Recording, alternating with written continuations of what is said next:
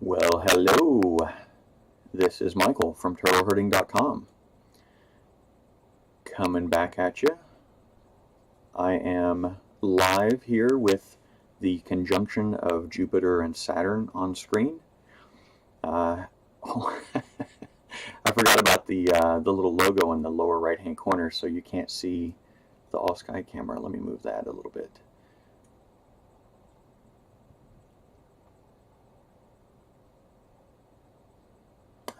Man, where do I want it? Oh, I can put it right here. Sorry. Okay. Oh, don't want to do that. Okay. So, anyway, this is Michael from turtleherding.com. Streaming live, we have on screen now, up here at the top left is Jupiter, and at the lower, more middle to the right is Saturn. You can probably barely see Saturn on screen right now. I can adjust the exposure and get those to be a little brighter. It says the audio is cracking. Oh, audio is crackling. That's not good. Testing, testing. Testing, testing. All right, let me know, Augusto, if that is any better.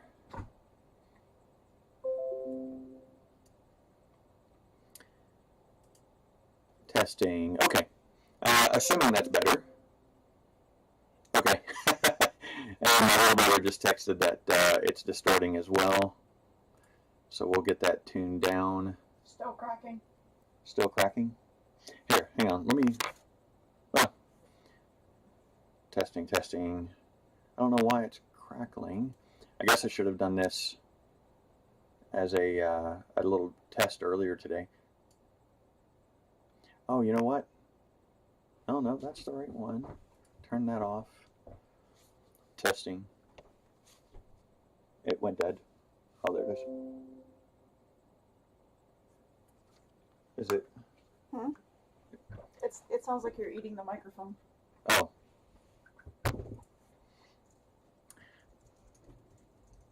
Okay, is it any better now? 1, 2, 3, 1, 2, 3.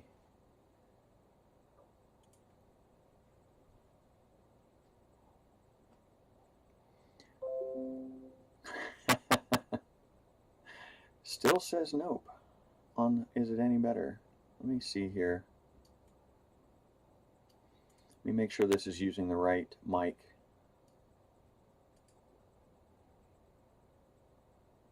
That sounds a little better now.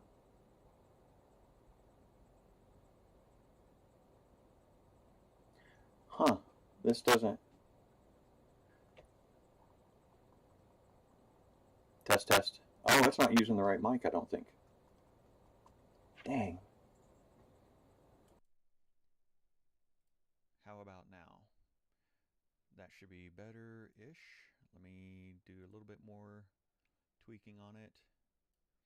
Sorry, evidently it was using the wrong mic the whole time, which will cause it to not be what I expected. So is it any better now? Yeah, it's a little quiet now. Really quiet now. Yep. I'm working on that. Okay. Test, test. Hello, hello. Turning it up a little more. Testing, testing. Full volume. Okay. Now we should be good. Yes. Hey, imagine that. You pick the right mic, it sounds better.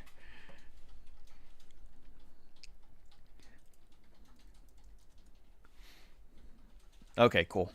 Everybody's saying much better. Okay, great. Apologies. I don't know what mic it was using before. I have no idea. And evidently Google thought I was talking to it. Anyway, so back to the show. I'm Michael from turtleherding.com. I am bringing you live the Saturn-Jupiter conjunction.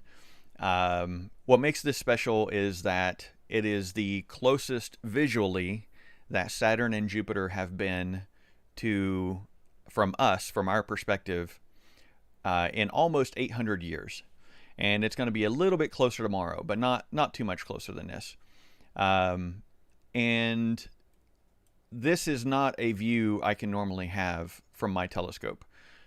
Usually, these two are far enough apart. Actually, beyond like 3 days ago, they were far enough apart that I could not see both of them in the same field of view because of how magnified this telescope is. And we'll be doing a little later, after Saturn and Jupiter set, we'll be going to take a look at the moon, maybe Mars, and the Orion Nebula, and then anything else that's in the sky that you can call out to me. So, yeah, anyway, so right now, let me increase the exposure a little bit so we can get a little bit more detail on Saturn. And actually, let me increase it even more so we can see the Galilean moons. So these are the 4 Galilean moons. And if you watched last night, you'll notice that these moons are in drastically different locations than they were last night.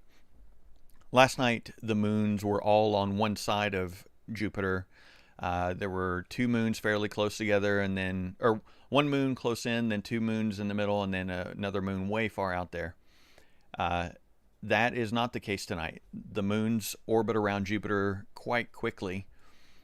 Some of them, the ones further in orbit faster than the ones further out. So here you can see, and let me see which ones these are actually. So, and let me kind of show you around here what's on screen. The top left window here, this is a program called Stellarium, and this is a free sky at night type program. It lets you see where things are, and you can zoom in, and actually I have all the stuff programmed in here, so I can actually click this button and see, let's see, Jupiter. And then I'm going to right click because there's a lot of noise there. All right. So it looks like that's Io and Europa, and then Ganymede and Callisto on the far side there. And then this is Jupiter, and actually, yeah, you can kind of see Titan right there. So this was something I was trying to look at last night, was the moons of Saturn, and I didn't realize it, but I actually did catch it in the video content I downloaded. Unfortunately, I'm not ready to show what I captured last night. Oh, that's way too far. Yeah, way too far.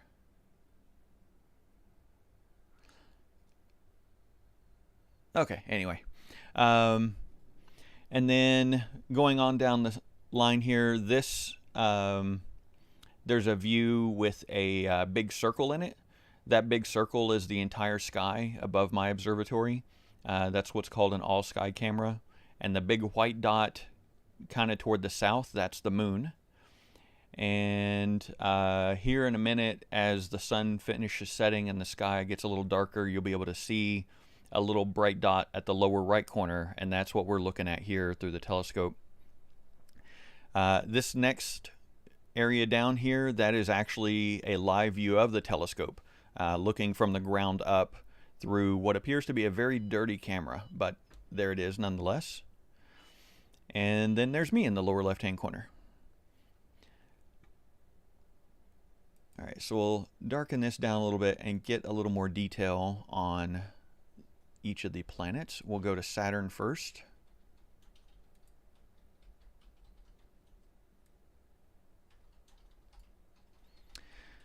So this is Saturn. Go. You'll notice that things are moving around quite a bit. Looks like it's wobbling. That's not actually, the planet itself is not wobbling that much. My gear is not wobbling that much. This is actually an artifact of looking through the atmosphere. So if you've ever looked across hot pavement or the hot hood of a car on a sunny day, and you notice that the light kind of wavers around, this is the same effect, because we're looking through a column of atmosphere, and the air in the atmosphere is turbulent in places. and that turbulence causes this visual shift that you're seeing. So, and actually that turbulence is responsible for what people look up at night and say there's a twinkling star. Most of the stars up there don't twinkle, at least not at a rate or with an intensity variation that the human eye could pick up. So this is actually twinkling because of atmospheric turbulence. We're looking out over the west, over the western horizon, and so it's very close down to the ground, to the horizon, which means we're going through a lot of atmosphere. If it were directly up overhead, we would be looking through much less atmosphere, and it would look much more steady than what this does, potentially. Let me switch over here to my chat window. So Rich and Sue asked, did I custom order my telescope? It's an amazing setup. So no, I didn't. Well, I custom picked everything that's in the configuration. This is a 12.5-inch Planewave. I actually bought it used. Used telescope gear is actually extremely good because optics don't fail as long as they're not broken and as long as they're not scratched terribly. Then it's going to perform just as well the day it's produced as it does 20 or 30 or 40 or 100 years later. So I bought this used and got it for about 50% of the new cost. So it was quite a savings. And I should put in the description of the video what the actual gear is. I meant to do that before tonight, but time gets away from you. You know, you kind of think you got all the time in the world, and then you're 2 minutes late going on the air. Let's see, we had another question. Phil Armishaw says, hi Michael, raining here, so no chance tonight. Ah, that's too bad. So if you do want to see this with your own eyes, you can go out just after sunset or as the sun is setting and look to the southwest if you're in the northern hemisphere. If you're in the southern hemisphere, look to the west-northwest. But so you'll see just a super bright star, and you might be able to see some little bit of separation, but fairly doubtful with the naked eye. If you do have a telescope or binoculars, those will of course be a lot better for seeing them together. Let me dim this down just a little bit. Okay, so now we've looked at Jupiter for a little bit, or I'm sorry, Saturn. Let's go look at Jupiter.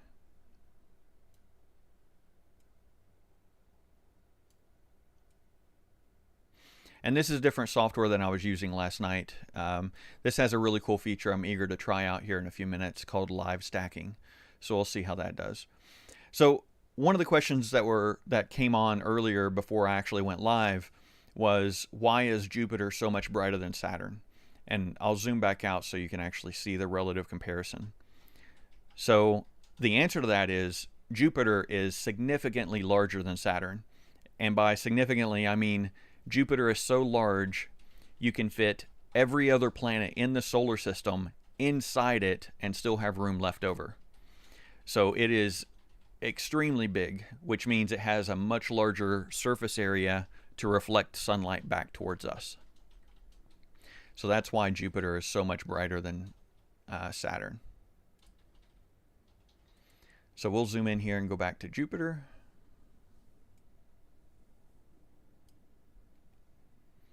And we'll dim it down and see if we can see any of the bands. Okay, so you may or may not be able to tell on the stream here.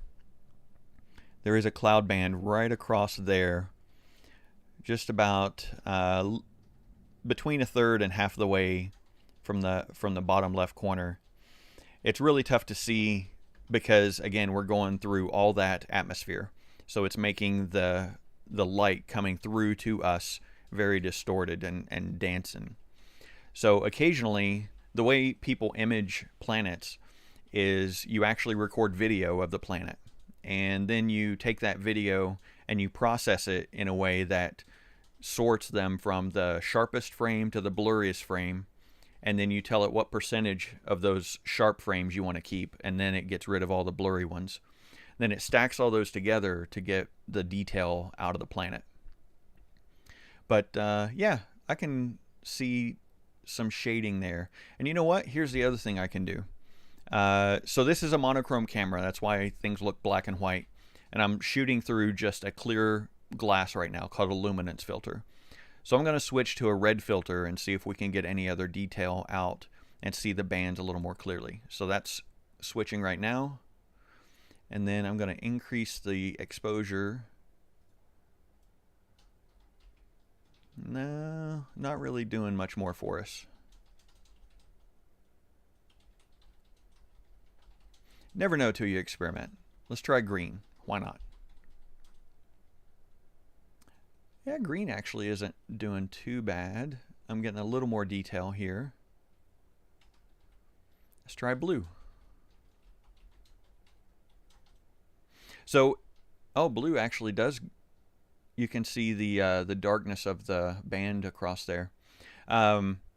So the way I shoot color pictures with the telescope is I take exposures with red, green, and blue filters, and then I put those together into a single image with each of the colors, each of the pictures I took at different filters assigned to the different color channels, and those all combine in to make a full color image, or what we perceive as a full color image. That's really great for deep space objects. It's not quite as good for planetary work because, for example, Jupiter, the planet itself rotates on its axis so quickly that by the time I shot enough video in red, green, and blue and tried to put those together, the cloud bands would have moved enough that it makes combining that data really tricky. You end up getting smears of red and blue and green, depending on what order you shot them in.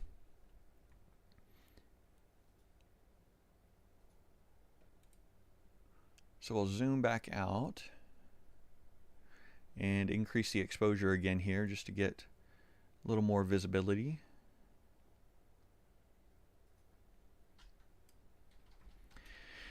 And yeah, so the planets have not been this close visually since 1280 something, I think, AD, 1280 AD, somewhere in that ballpark. So this is really a special event. It's been almost 800 years. I was watching some other live streams of this earlier today, and some of the chat messages rolling by were way far out there, but some of them were actually relatively valid questions, assuming the person asking them wasn't being funny or whatever. One of the questions was something about will they actually overlap? And actually that was on my channel last night. So no, they will not actually get close enough to overlap visually.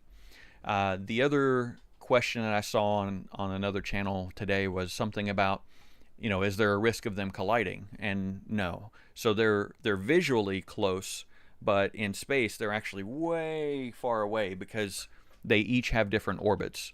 So they're drastically different in distance from the sun, and therefore even if they did overlap visually, they're still hundreds of thousands of miles apart, if not many millions of miles apart. I probably should look that up.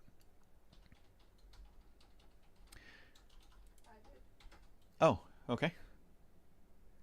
Did you send it to me? Oh, you put it in chat. Well, see, I can't see the chat. 456 million miles. 456 million miles. Excellent.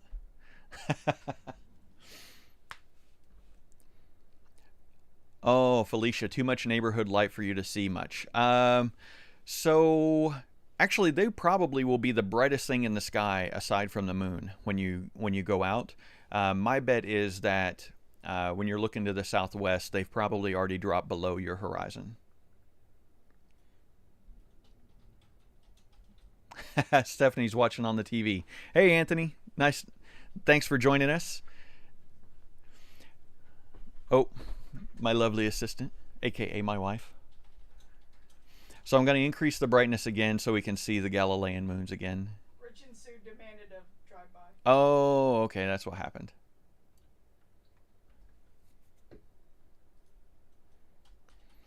Hey, Sarah. Nice to see you.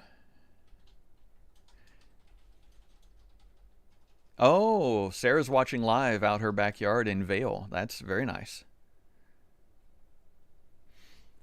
Uh, Arizona. yeah, Vail, Arizona. Okay. I was just thinking though. I think it's too. I think it's dark enough here to see them now in Las Vegas. Oh, by the way, I probably should clarify. I'm in Las Vegas right now.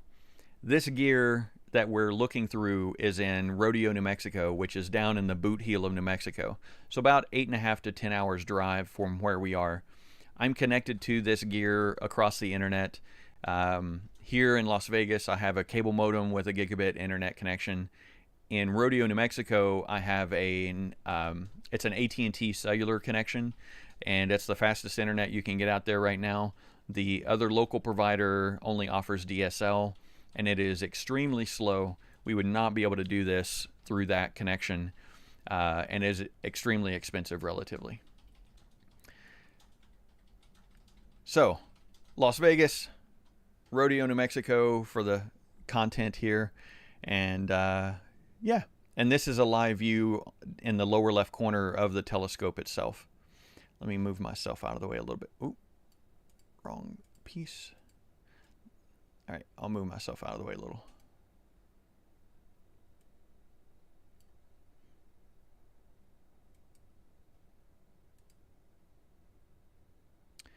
All right. Any questions out there? Here to entertain and educate, not necessarily in that order. Stephanie just sent me a picture of me on their TV. Awesome, thank you.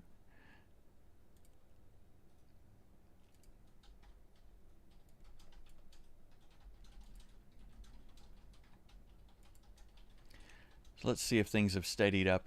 So as the evening progresses and as Saturn and Jupiter continue to descend on the horizon, this will get muddier and muddier visually. It'll really turn into a soupy mess. Oh, that's what I can do. Let me narrow this down and try the live stack feature. So this is a form of astronomy called oh yeah, that's the stack. Good. Oh, live stacking is paused. Okay, clear, resume. So, this type of astronomy where I'm using a camera live real time to show something, it's commonly called electronic assisted astronomy. So the meaning of that is, instead of looking visually through an eyepiece up through the telescope at something, I'm using a camera to do the same thing, and then I'm showing that visual detail here on screen. So because yeah, somebody just knocked at the door.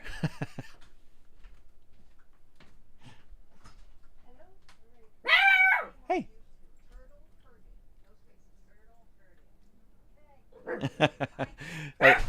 Shh. Our neighbor is wanting to watch, and she couldn't find our website. So, did you put it up on the website, by the way? Did you put it up on the website? No, not this time. Okay. I did it yesterday.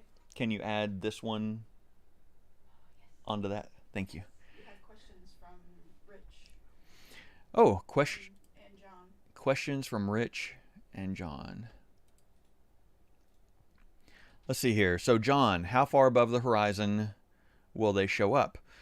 So, right after sunset, it depends on how far north or south you are, but right after sunset, they will be just a little ways above the horizon. And that is not really doing so hot. Let me reset that and let it continue to stack again. Oh, that would help.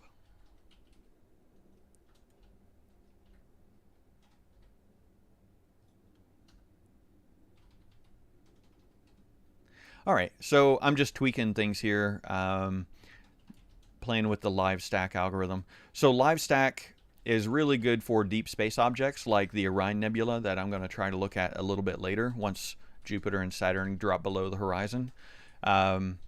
And the live stack feature takes subsequent images and then it adds those together so that you get more and more detail out of the object you're looking at.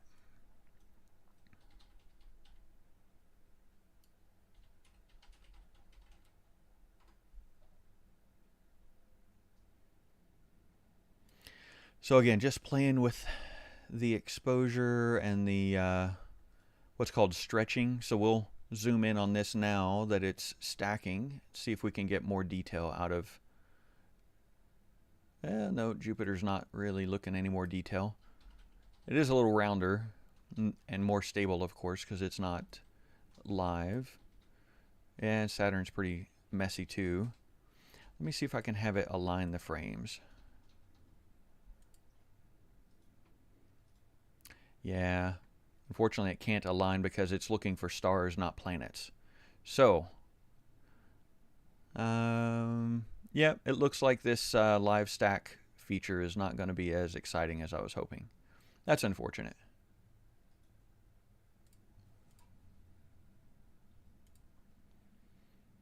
All right, so we'll go back to the live view.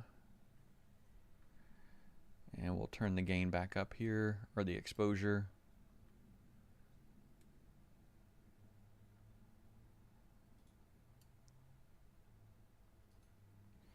Can you, yep, thank you. So anyone out there, live chatters, thank you for stopping by and checking us out. You will not be permitted to push religion in the chat. Thank you. Or spam. So there's Saturn again, dancing because of the turbulence in the atmosphere. And let's look up here, see. We'll zoom out just a little bit, see if we can get all 4 Galilean moons and Jupiter in the shot. And I'll increase the gain just so we can make those pop. Oh man, that's way too bright. Robert B has a question about remote controlling and stuff. Okay. So Robert B says, given the connection speed, would there be any benefit to having the PC software local and remote controlling? So for the actual image collection itself, no. And the reason being is the amount of bandwidth that it takes to bring the images off the camera. It's actually quite intensive.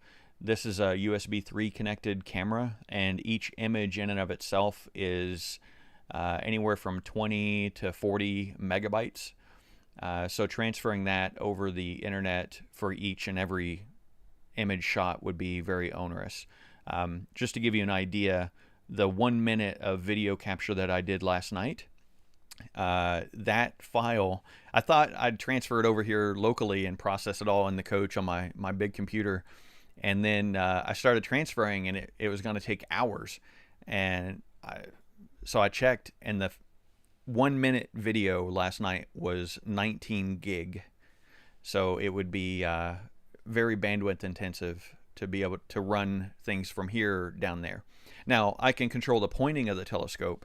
That's not very bandwidth intensive, and I can tell it to move and do stuff like that. But it would not be fast enough an internet connection to do the data collection itself.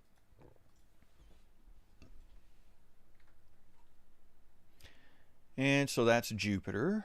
Let's go back down to Saturn here.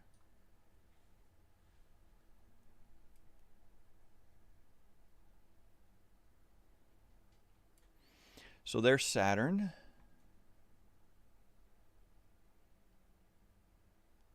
Oh, wow. Thank you, Wilbur. Now it's 0.12943 degrees of separation. So yeah, well less than a degree. Almost a tenth of a degree of separation between the two, which is why I can fit them into this view in the telescope.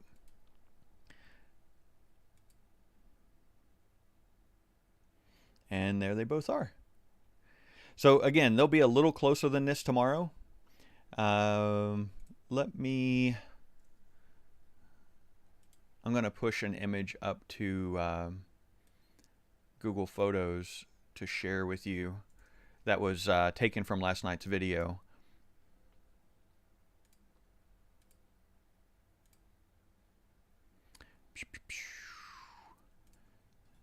Sorry, I should have been more prepared for this. Again, though, time just slips right by.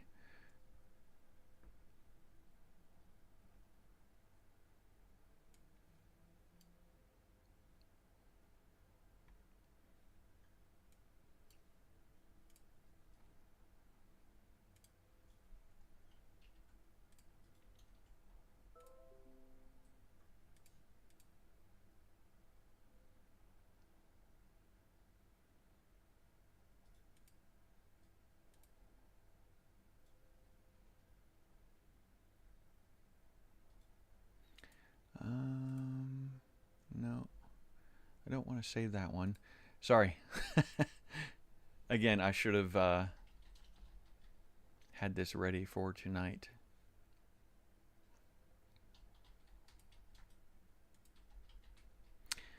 Robert, how does the software you're using work with the telescope given the large amount of data? So I'm actually connecting to the computer remotely through TeamViewer is what I'm using this time. Last night I was using Microsoft Remote Desktop, and I'm connecting inside of a VPN that I have between me and the shed. And the software is actually transferring live locally over USB 3. So it's this computer that we're connected to is actually right at the base. Let me see here. So you see that there's a black pier right here that the telescope mount is sitting on, and then the mount holds and moves the telescope. Right at the base of this pier is the computer that's operating all this. So it's right there, direct connected over a high-speed USB link.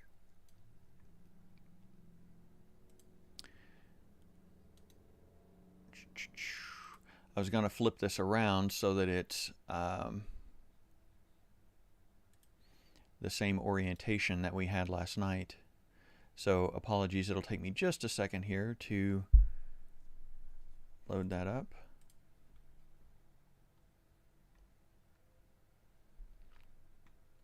Any other questions out there while I'm playing around with this? John wants to know if the naked eye, will they almost look like one star? Yes, they almost certainly will, with the naked eye, look like one star.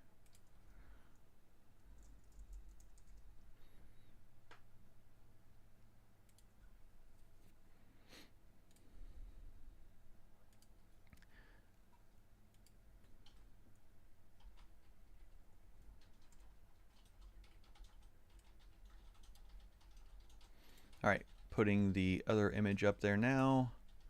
That is oriented the same as what we're looking at right now.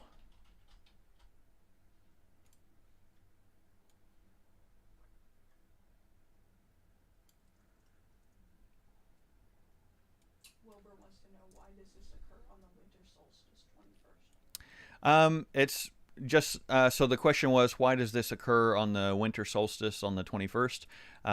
For this particular thing, it's just when it happened.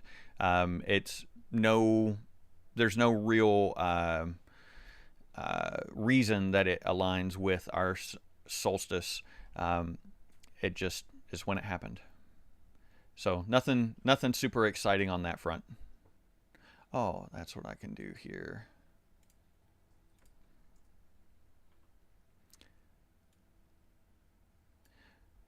So I'm going to share just a second here. Let me add window capture. Sorry, technical directing and producing live.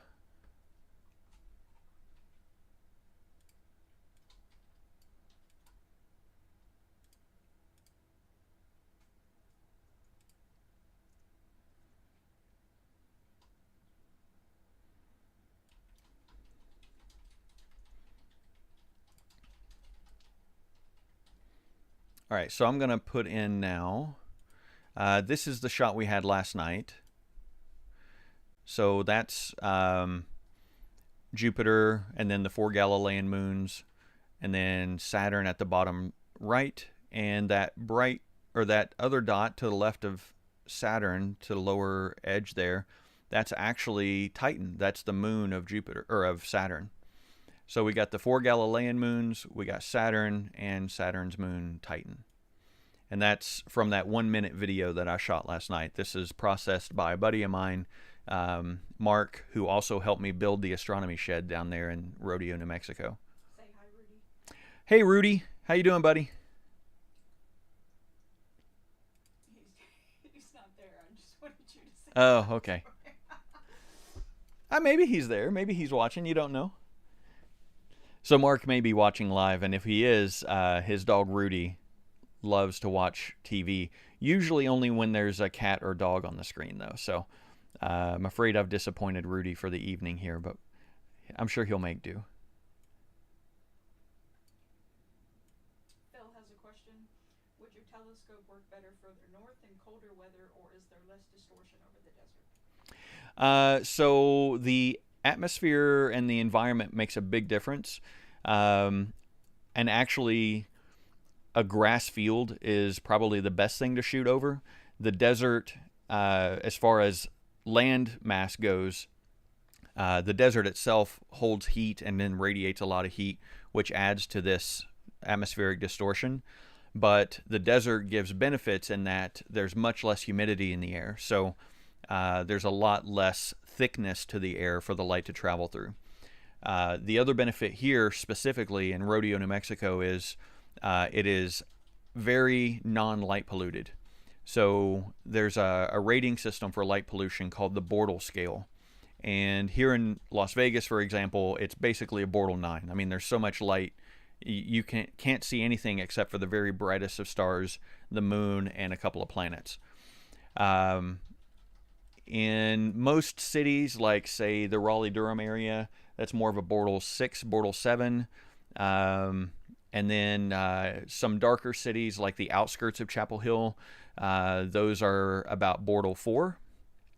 This area in Rodeo, New Mexico is Bortle 1, which is the darkest you can get. It's basically no light pollution, which makes collecting data, you get much more data compared to noise that you get in other light polluted areas.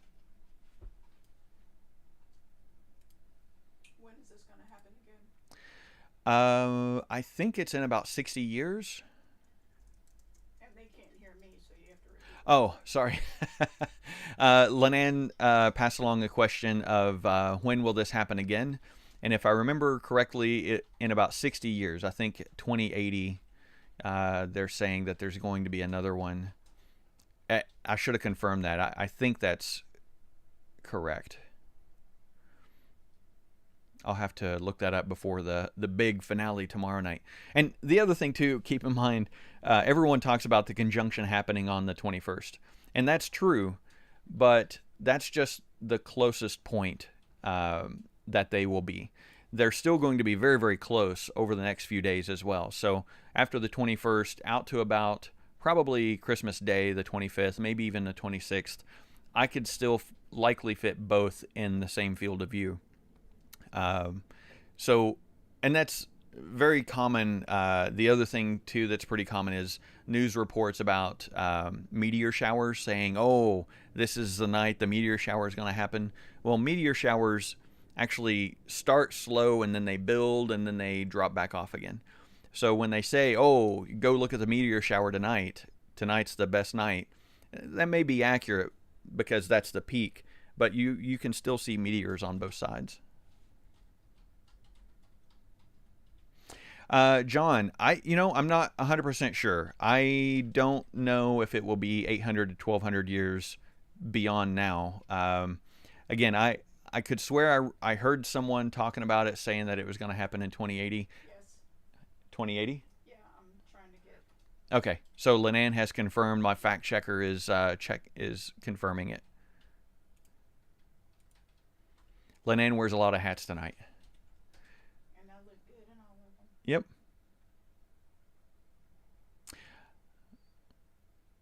Okay. These conjunctions aren't all created equal. 2020. Yep. So when will the next great conjunction be? Oh, I think you just put it. Yep, March 15th, 2080. Okay, great. I was just waiting for my chat to catch up there. So yes, John, it is mostly right. It has been about 800 years since the previous time that they were this close. Yeah, John, just hold out for that 133rd birthday, and you'll get to see it there at 132.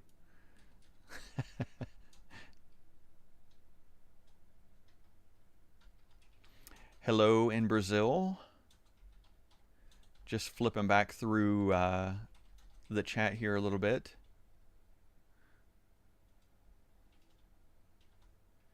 Rich and Sue said David Bott arrived. Did David pop into chat? I didn't see him. Where do you see that? It's way back. It's a ways back in the chat. Anyway. yeah. I 2080. That'd be a pretty good stretch for me. I think I'd end up being 103 at that point, which is possible. My eyesight might not be what it is right now, but we'll see.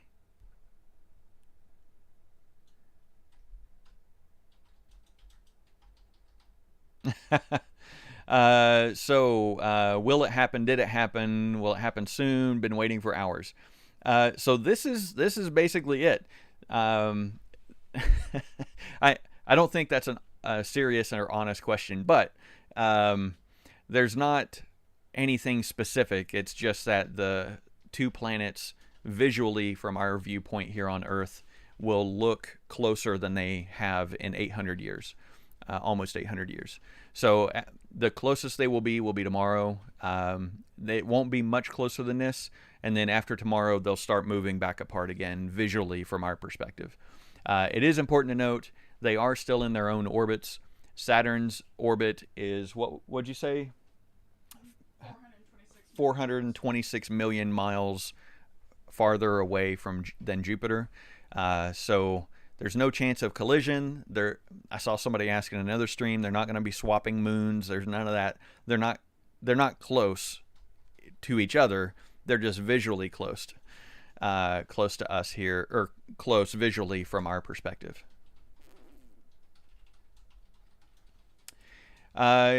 So yeah, you just thought they'd be closer to each other. Well, they are extremely close to each other. If you were to go out just after sunset and look, they would look like one star in the sky, but really it's two planets that are very, very close together. One of the earlier chatters reminded me they are now visually, from our point of view, 0.12933 degrees apart. Which is very, very close. Normally they are so far apart, I would never be able to get them in the same field of view here with this telescope. And yeah, we'll move over to the moon here in just a few minutes after Jupiter and Saturn drop below my available horizon to be able to actually image. Oh, not visible in Greece. So actually, they should be visible in Greece, but it'll just be immediately after sunset. So if you look to the west, right after the sun sets, it'll be kind of south. Let's see, wait a minute, west southwest. Yeah. From Greece perspective, you'll see just this brilliant bright star above the horizon, and that'll actually be Saturn and Jupiter. And they'll be visible for Greece above the horizon for probably about an hour and a half, maybe 2 hours after sunset. So yeah, you should absolutely be able to see the conjunction visually as one planet, even with the naked eye. If you have binoculars, that's even better. You should be able to see just the slightest bit of separation between the two of them with binoculars. If you have a telescope, even better. This is quite a powerful telescope. So to give you an idea, I'm just going to look it up real quick because I can't recall off the top of my head. I think it is, just waiting for the page to load. I think it's 2560 millimeter focal length, but just waiting for the page to load here. 2541 millimeter. So that is a very, very big focal length. If you're used to photography, most like off-the-shelf telephoto lenses, they'll get you from say 100 millimeter to 250 millimeter. This is 2541 millimeters to give you that perspective. And the opening where light comes into the telescope, that opening is 12.5 inches across.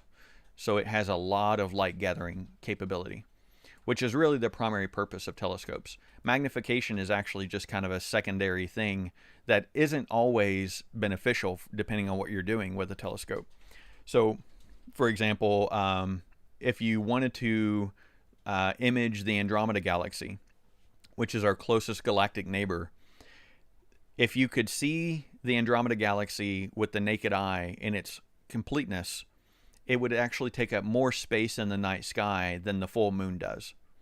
So looking up with a telescope like this one is only capable of imaging a very small portion of the moon at any given time.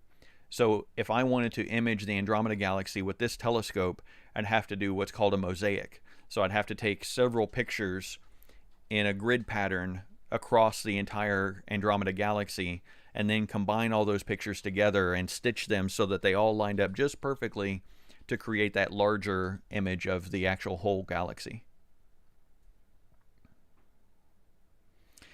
So it looks like SkyMap is a popular program. I'm using Stellarium here on the computer. It runs on Mac, Windows, and PC. It's completely free open source software. And actually, even here, I have Stellarium. I took pictures of at my observatory. So this is actually the view from my observatory. And here, let me move this other... Move this out of the way for just a moment.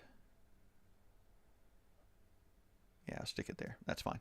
So if you look here, that is actually looking down the tube of my telescope in this shot that I took.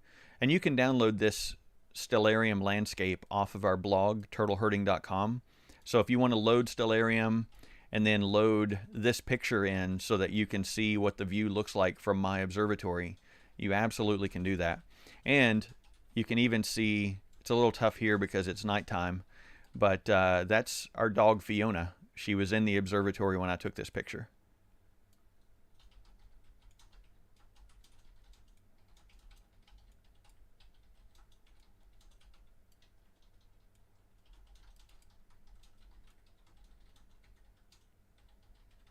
So this right now, I have this connected into the software that controls the telescope. So you may be able to see there's an orange or yellowish circle with crosshairs that says scope. That's actually where the telescope is pointed right at this moment. And so if I zoom in here, you can see it's pretty close. It's a little off. Not a lot of error there, but not too bad.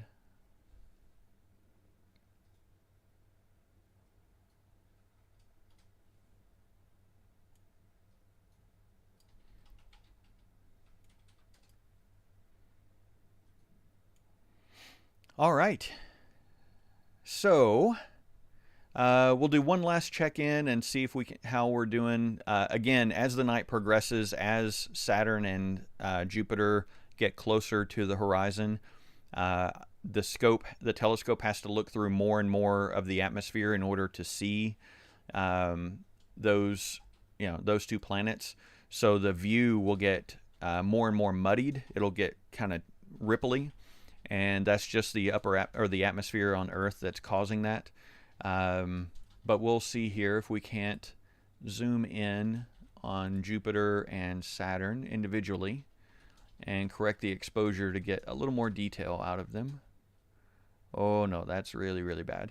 Yeah, so we're getting much closer to the horizon. Much tougher to actually get anything visual from the two planets. So that's about as good as I can get on Jupiter. Just a big fuzzy ball right now. And let's see what Saturn looks like. Yeah, it's not much better.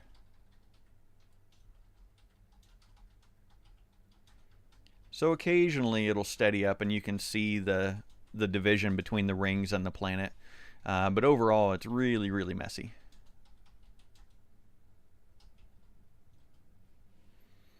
All right, so I think at this point we will go to the moon and see what the moon looks like. All right, so now the telescope, if you see in the picture here in the lower left, is actually moving to point towards the moon. And I'm going to change the exposure way down because I think this is going to be pretty bright.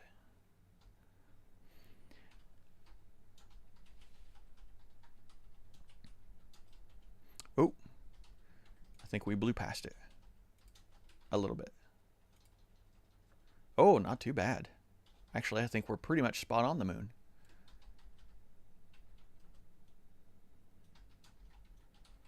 So, there's the moon. We are just transitioning out of a new moon. So, we have this beautiful line here where the shadow of the, shadow on the moon meets the light part of the moon. So that's called the terminator. And it allows you to see a lot of detail on the craters that you wouldn't normally see because the shadow helps illustrate how deep the crater is. It gives a little bit more visual detail to it. And again, you can see that wobble is still there, right? Because we're still shooting through the atmosphere. We're shooting through less of it, but it is definitely still there. And the more you zoom out, the less the wobble, the less prevalent the wobble is. We'll see if we can move over to the edge here. Actually, you know what? We'll go to the top. Yep.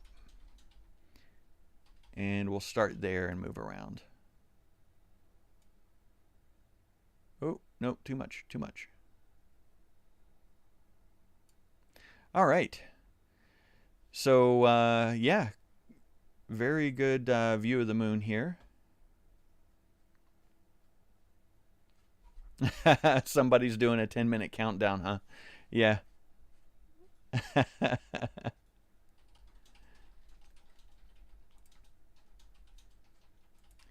So we'll zoom in, scroll to the top here, and see what we can see. Now, I am not an expert on moon craters, so I will not I will not be naming off the craters. So just to remind, this is a 12.5-inch telescope. You can see here in the lower left corner, that's an actual live view of the telescope on the mount, on the pier, inside the observatory.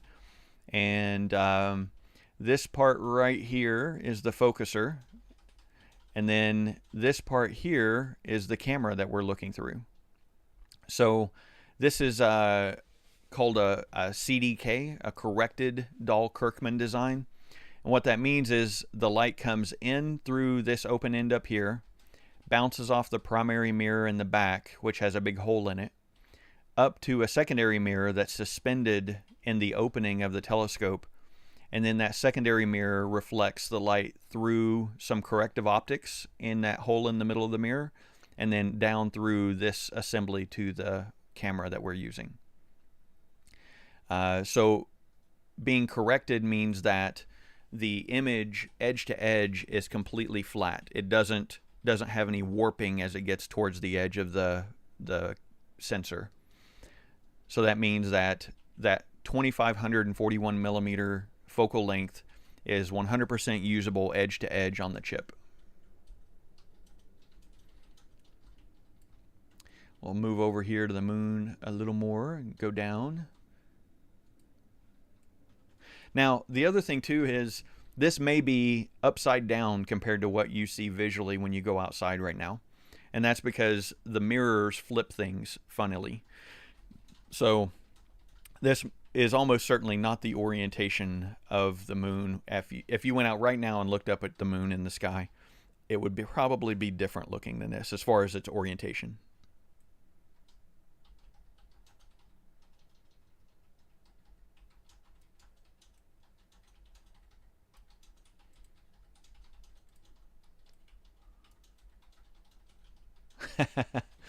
Look at Lenan with all the numbers.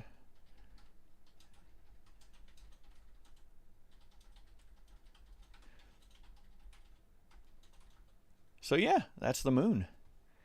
Let's see where Mars is. Oh, Mars is way on up here. That will work. All right, everyone had enough of the moon? Any parting shots?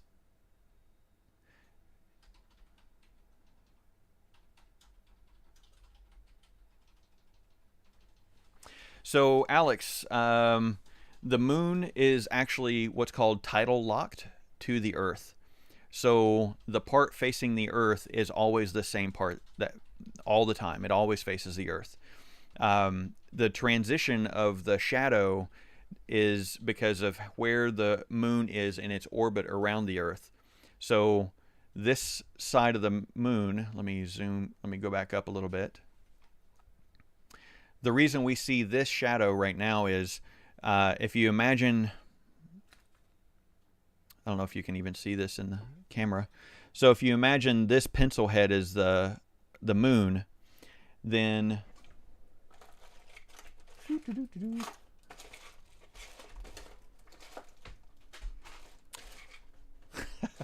sorry, I got a flashlight in here somewhere. Oh, here it is. Nah, this is good. All right, so this flashlight is the sun, and it's shining on the moon.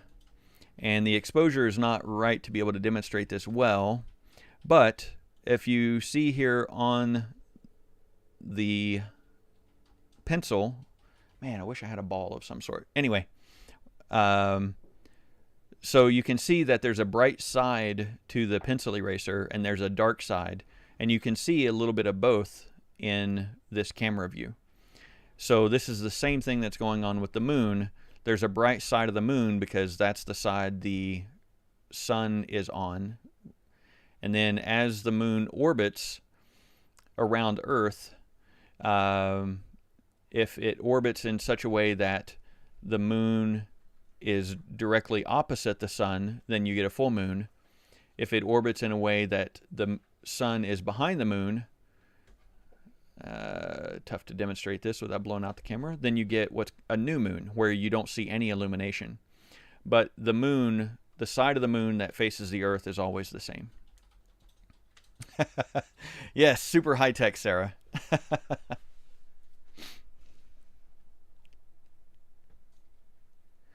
All right, so let's go on to Mars then.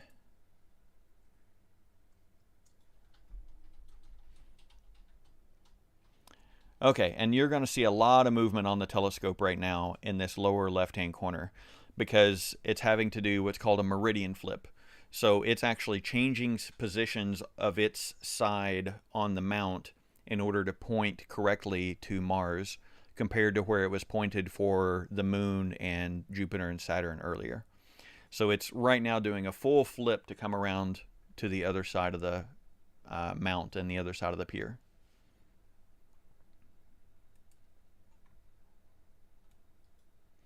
So on mine, it looks like we got 30 viewers right now. So thanks everyone for stopping in. Really appreciate you stopping by. And 8 likes. That's cool. And I don't have the exposure set long enough on here. Let me see if I can get some blurry stars as it goes by. I'm not sure.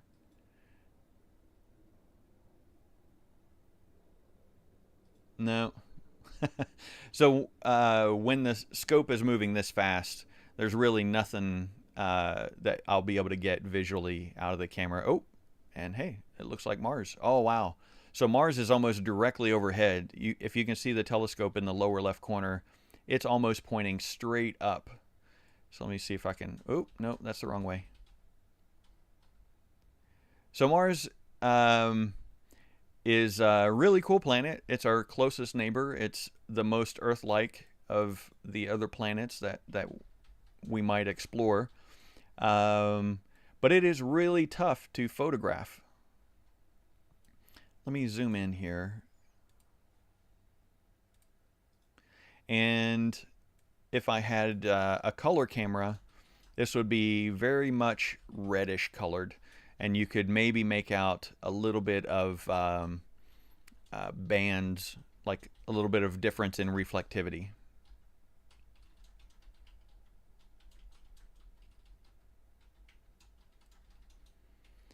I don't think I'll be able to get it any better than this.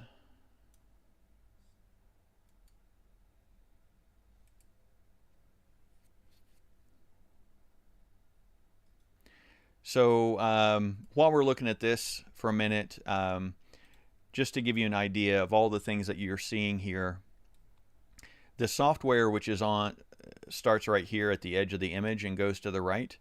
This software is called SharpCap. It's a imaging software for astronomy. It's not one I use a lot. It's mostly, for me, it's good for planetary and the moon. So I don't really use it that much. I generally do deep space objects. And here in the lower right corner, this lets me adjust the focus. And then just above that, lets me control the telescope position, so I can move it around a little bit and recenter if I want to.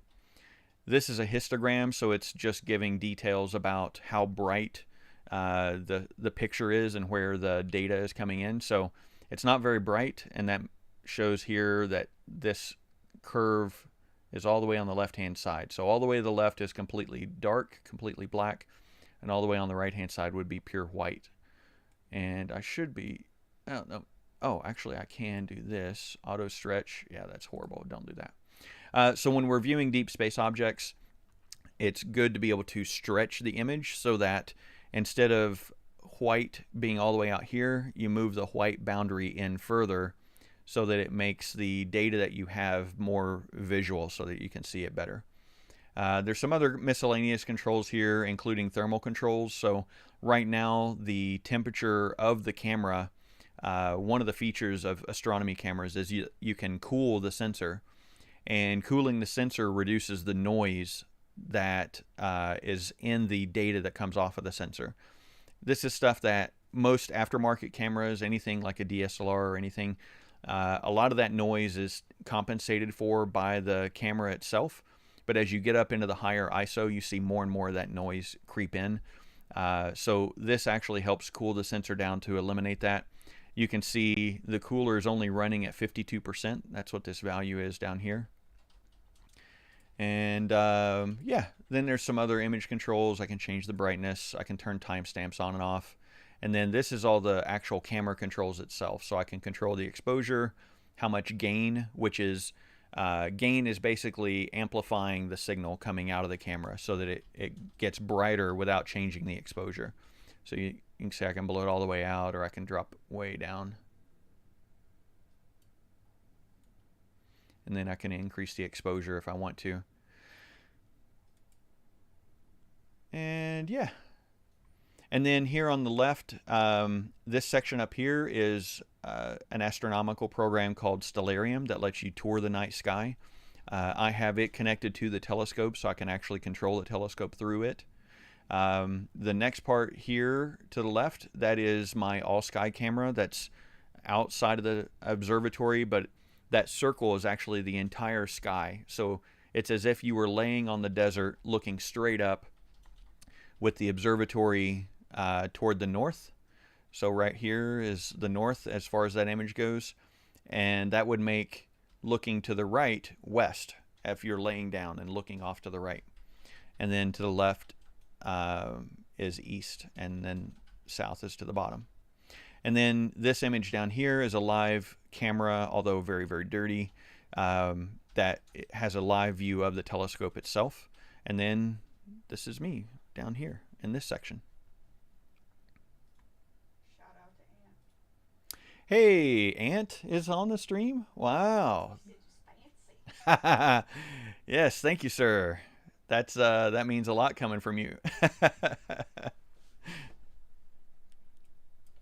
All right. So let's see. What else can we go look at? How about the Orion Nebula? Let's see. Is that above the horizon? Just barely on the east. So let's go Orion. And so here we go. We're going away to the Orion Nebula. Again, you're going to see the telescope go through a lot of movement here. It's not going to flip sides, but it is going to transition to where it's pointed almost at the eastern horizon. Thanks, Ant. I'm glad you're enjoying it. If this is not deep space exploration, then what is? Well, actually, what we've been doing so far is solar system observation, not deep space. This next one, though, is deep space. So the Orion Nebula is a deep space object. And I'm going to crank the exposure up to about 8 seconds, see if we get anything out of that. And here, when I'm doing longer exposures, you can see the time for the frame collection here at the bottom right. And then I'm going to stretch. Oh boy, that's way out of focus. Let me go to a star nearby to focus on the star. Oh, looks like we might have a little internet glitch here.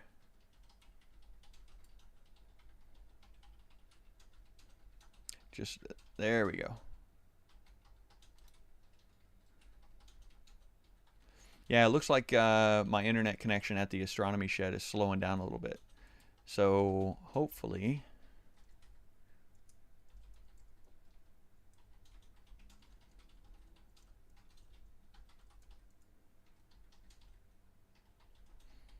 so I'm going to move over to Betelgeuse.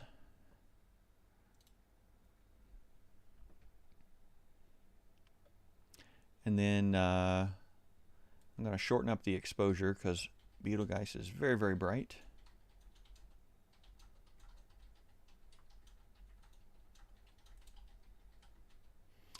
Oh, it would help if I zoomed out. I was zoomed in way too close.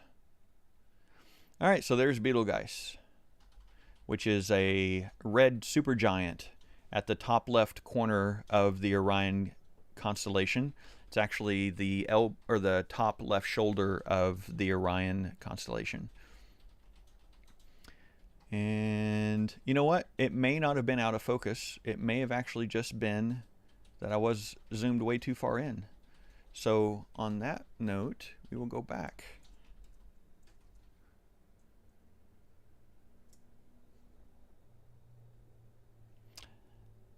There was Betelgeuse zipping off. There we go. And you know what? Actually, it is a little out of focus. So I'm going to tweak the focus a little bit here and see if I can get it a little better. Oh yeah, it's already getting better.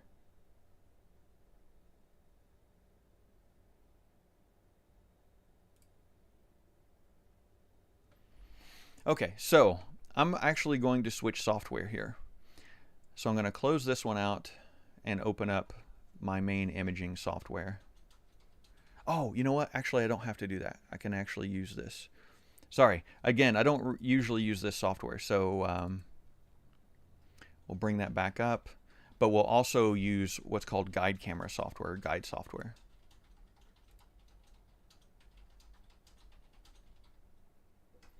Yeah, I was afraid you were going to do that.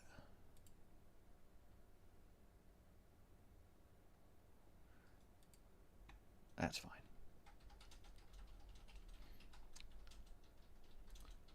So give me just a moment here. So as advanced as hardware is at tracking, there is still some amount of drift and irregularity and machining and all kinds of fun stuff that cause the tracking not to be 100% perfect. And so to compensate for that, there's a process called guiding. And what guiding does is it picks off just a little bit of the light for the way that I do it. It picks off a little bit of light from the optics coming in, and then it watches a star. Like, let's say it watches that star, and it will watch the nearby pixels around that star for any change in brightness of those pixels. And if a pixel starts to get brighter on one side, that means that star is drifting with reference to the pixel itself. So it sends a correction to the telescope to move it back in the right direction.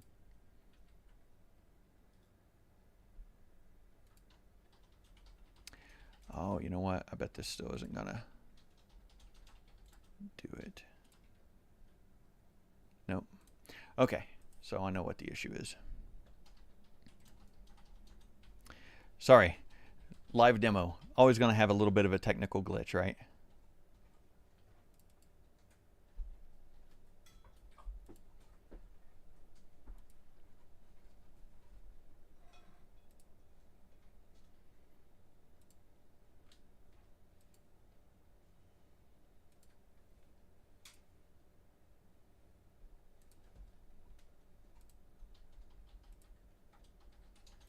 Maybe I can get away with not restarting the software this time. Nope. Dang. I should have never closed it down. Sorry.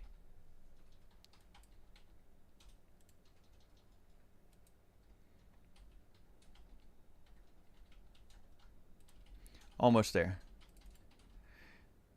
And then what I'll do is I'll turn on the live stacking, and the live stacking should get us a lot more detail of the Orion Nebula.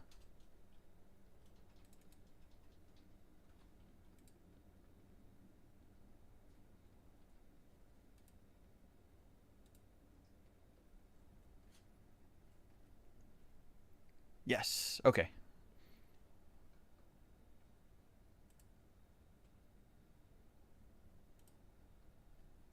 All right, so now I'll start up the guiding software.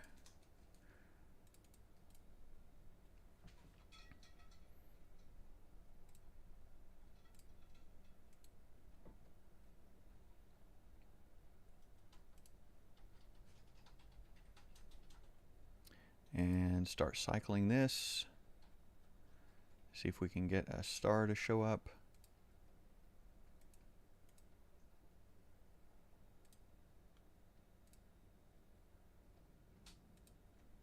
This area is particularly difficult to guide in because, oh, there we go, actually. So let me drop it down to, back down to 2 seconds.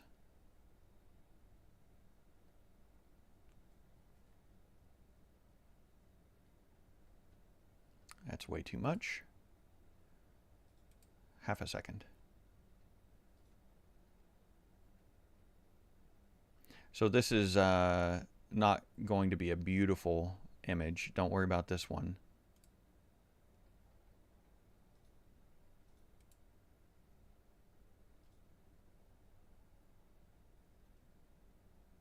All right, now we'll switch back over here. I'll minimize this one. And we'll turn on live stack.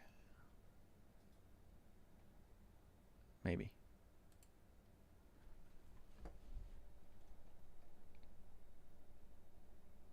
So every picture that it takes now is getting added to this image.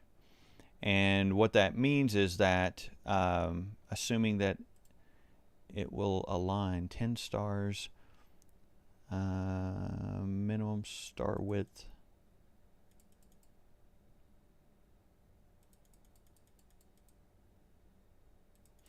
So you have to adjust this for the camera itself so that it's let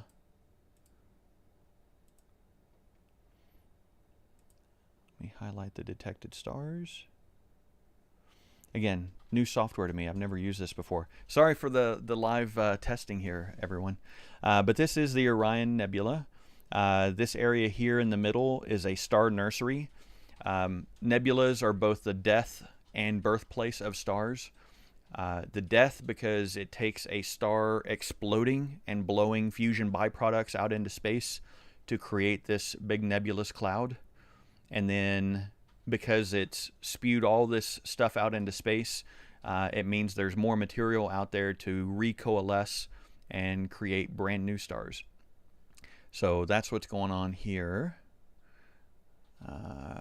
Yeah, it is not picking up the actual individual stars. Yeah, it says it looks like a heart in the center. It kind of does look like a heart in the center, yeah. There's about 7 brand new baby stars in there.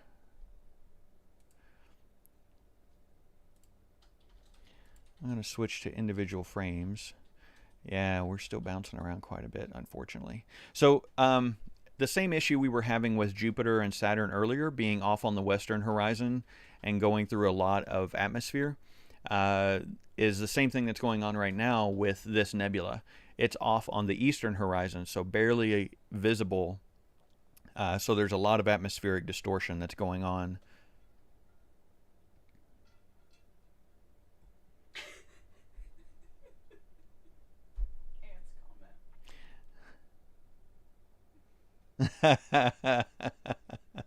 Yeah, yeah. Emojis, you can use emojis for anything, Ant.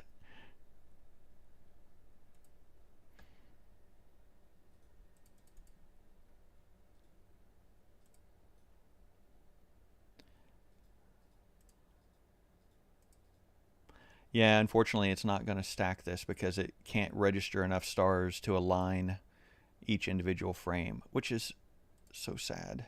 If I turn this off, it's probably going to turn into a blurry mess, but we'll see. Yep, it's getting blurry. Let me clear that.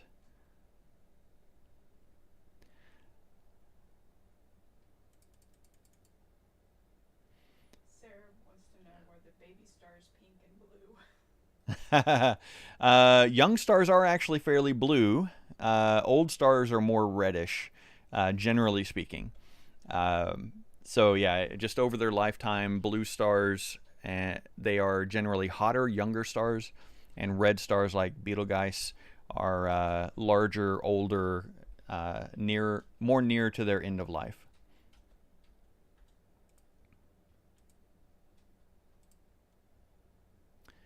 And I can tweak the levels here a little bit.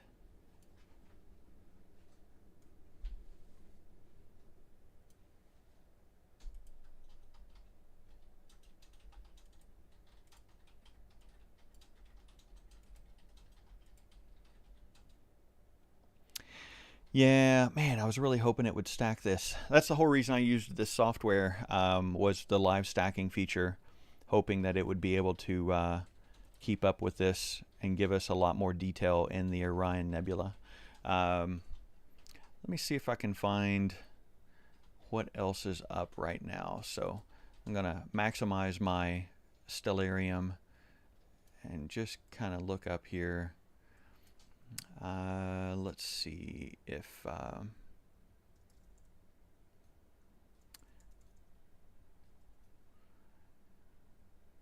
M33 is up. Actually, I don't think we'll be able to get much detail about that. How about M13? Oh no, M13 is definitely not up.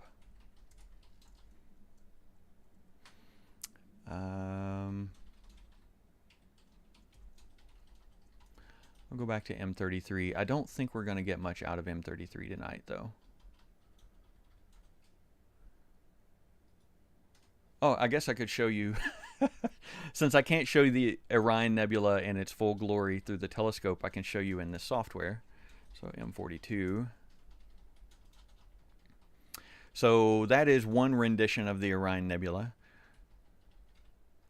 And that star birthing area that looked like a heart, that is right here, right in the very middle. And then there's all this nebulosity, all this gas that was given off by a star explosion that is being excited by other stars. So the Orion Nebula is actually one of the easiest to photograph for beginners because it's an emission nebula. So the light that you see from the nebula is actually being given off by the gases that are excited by the high energy given off by the stars in that area. Yeah, look at that color, Sarah. that is actually, I have imaged the Orion Nebula, so I can show you my picture of it. Let's see here.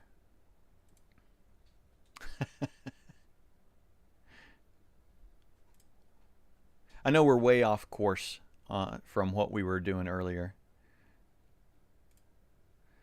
So I'll put this up over top here. So that's my picture of the Orion Nebula, one of the two I took. This was the very first picture I took of it, and it was barely after I got my telescope gear, and I was absolutely elated that I got this picture. It just felt marvelous. I thought it was amazing. And then I took it in and showed a buddy of mine that's been in astrophotography for a long time, the one that actually got me interested in it. And he's like, oh, yeah, the Orion Nebula. Yeah, that one's actually the easiest thing to take a picture of in the night sky. And I was like, oh, crap. Here I thought I was really doing good. So we'll switch over here. This is the second version of the Orion Nebula that I've took. This is with a cooled astronomical camera, whereas the other one was with a DSLR. And it's a much bigger picture. And it even has a little satellite going through it here, which is always fun. But compared to this one, so to get this picture, I had to take 5 minutes of data. And to get this picture, because of the difference in optics, the way I was connected to the telescope and the camera I was using, this, instead of 5 minutes, took 30 seconds. And already the trapezius, which is this little, the star birthing area, is already blown out. You can't see any detail of the stars in this one at 30 seconds. Whereas this one at 5 minutes, you can still make out quite a bit of detail down in here. So I hope that's coming through on the stream okay. And hey, while I'm here, you know, we started off looking at Jupiter. So there's my picture of Jupiter and 2 of the Galilean moons. And then there's the big red spot. And then Saturn, of course. And then this one, you can actually even see the Cassini division, which is the separation in the ice rings that formed around Saturn. So it looks like I'm being asked for some details on this. This particular picture, that's with Io and Europa. This was taken October 5th of 2013 at Staunton River State Park in Virginia. It's a very dark sky area in the on the eastern seaboard. One of the darkest places for like someone from the Raleigh-Durham area to be able to go and take images. It was taken with a Canon T1i unmodified, and for those unfamiliar, most cameras, well, any DSLR or camera you use for daytime photography has an infrared filter over the front of the sensor. So this one is unmodified, but a lot of people that do astrophotography will either do it themselves or they'll send it to someone who specializes in it, and they'll actually remove that filter, and then it's a modified camera. So it has a lot more sensitivity to infrared and lower wavelength light spectrums. And this has a 2x Barlow, so that's how I was able to get so close in on it. A Barlow is just, in this instance, it's a 2x, so it's a doubler. So it doubles the magnification. And it was taken with an 8-inch telescope, so a little bit smaller than the one we were looking through earlier, on a much less expensive telescope mount. Still using the guide software through the guide stuff that I was looking at earlier. And then this was taken as 80 seconds of video at 1600 ISO with 1/80th of a second exposure. And all that means is I took a bunch of video frames, processed them through software, stacked them down together, and then sharpened the detail a bit with a program called Registax, and used wavelets, which allows you to very fine-tune the sharpening that occurs in order to get this level of detail. And then Saturn, very similar, took video. This was 600 frames at 800 ISO at 1/8 of a second per frame. Again, as we talked about earlier, Jupiter is much brighter than Saturn because it's a much, much larger planet, so it reflects more light. So you'll notice this was 1/8 of a second exposure, whereas Jupiter is 1/80th of a second. So 10 times faster exposures to get Jupiter compared to Saturn. And let's see what else. So the telescope that I'm using right now, so it is a Planewave 12.5-inch corrected Dahl-Kirkman design. It is actually a carbon fiber tube and has a borosilicate glass mirror. And so the light, if you're looking here on the feed, let me go to where you can see my mouse. So this is a live view of the telescope here. This is the open end, so the light comes in through this, comes down to the rear cell where the mirror is, and is reflected back up to a secondary, which is suspended inside the telescope. And then that secondary mirror reflects the light through some corrective lenses in the back, in a hole inside the mirror, and then it comes out through the rear of the telescope to the camera gear. So that's the telescope I'm using. It's using a Moonlite Nitecrawler, which is a focuser and rotator, so I can actually rotate the field of view to see different parts of, or to frame the image the way I want it. And then it will also move the draw tube in and out to adjust focus. Then it goes through a filter wheel and an off-axis guide chip to an off-axis guide camera, and then it also goes out through a the main imaging camera is a ZWO ASI 1600. And I'll put all this stuff down in the description of the video after I'm done here. Oh, I forgot I was casting this, so I switched over to the live stream there. Sorry about that. Anyway, so these are some other Astro images I've taken. This is the sun taken through a Lunt 50 millimeter, and this is the sun taken through a Lunt 60 millimeter back when it was way more active. You can see prominences and all kinds of stuff. Moonshot, of course, another moonshot. This was taken with just a Sony full frame mirrorless camera, the Sony A7S. And it was zoomed all the way in to 240 millimeters on a telephoto lens to take that picture. This is a moonbow in Benson, Arizona. So whenever there's water in the upper atmosphere that forms into ice crystals, the ice crystals refract light at a very predictable 22.5 degrees. So it creates this rainbow effect because the ice basically becomes a prism. So this is the moon, and then it's shining out through the ice, and the ice is making this nice little moonbow. This is very similar, except it's clouds. And the cool thing about this is I was adjusting the exposure to get the moonbow, which, as you could see from this previous photo, when you do it, that blows out the moon because the moon is way brighter. So it just saturates for the moon. You just get this bright white dot. The reason that's not the case here is because there were rolling bands of clouds, and I took this shot right as a thicker band of clouds moved across the surface of the moon and corrected the moon's exposure while I was still able to get the moonbow itself. So I feel very fortunate with that shot. It's one of my favorites. Another fuzzy moonshot, another moonshot, Jupiter, Saturn that we looked at earlier. This is the Andromeda Galaxy. So this is taken with an 8-inch telescope, the same 8-inch that took the Orion Nebula. And it's taken in a configuration called Hyperstar. So if you look back over to the telescope here, remember I said the light comes in here, bounces off the rear mirror, bounces off a secondary mirror, and then down through the primary to the imaging gear. So that is the maximum focal length, and therefore the narrowest field of view and the most magnification. The 8-inch telescope I have has the option to mount a camera off the front in place of the secondary mirror. So it cuts down the focal length and it makes the field of view much wider. So that's actually what this picture is from, is that camera mounted off the front of the telescope.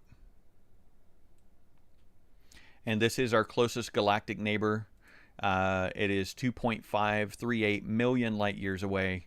And over time, the Andromeda Galaxy and the Milky Way, which is our galaxy, will kind of commingle and join forces, basically, and become a giant mega galaxy, basically. This galaxy, this is a terrible image. It's a lot of noise, but the cool thing about this is, first off, this is the Cigar Galaxy. It's 12.07 million light years away. So the light emitted by this galaxy takes 12.07 million years traveling across the galaxy to get to us so we can see it in a telescope. The cool thing is this little bright white dot. So that bright white dot is not there right now. That is a star that exploded and went supernova in January of 2014 was when it was visible to us. It stayed visible to us here on Earth for about 4 months, 4.5 months, and then it faded out. So it kind of blows my mind in that this star exploded, if you think about it, 12 million years ago, and it took 12 million years for that light to travel across the universe to us, and we looked up inside the 4-month window to catch that star exploding 12 million light years away. So that's why I kept this shot. It's not a particularly great photo, but it's special to me because it was a rare astronomical event that I was able to capture. A lot like the conjunction of Jupiter and Saturn that we were looking at earlier. This is the Whirlpool Galaxy and its interacting neighbor. And there are actually 2 other galaxies here as well. There's one here that you can see, and then there's another here. And who knows how many others are likely in this field of view but not discernible. So this to me is a cool shot because it's 4 galaxies that you can actually visually see.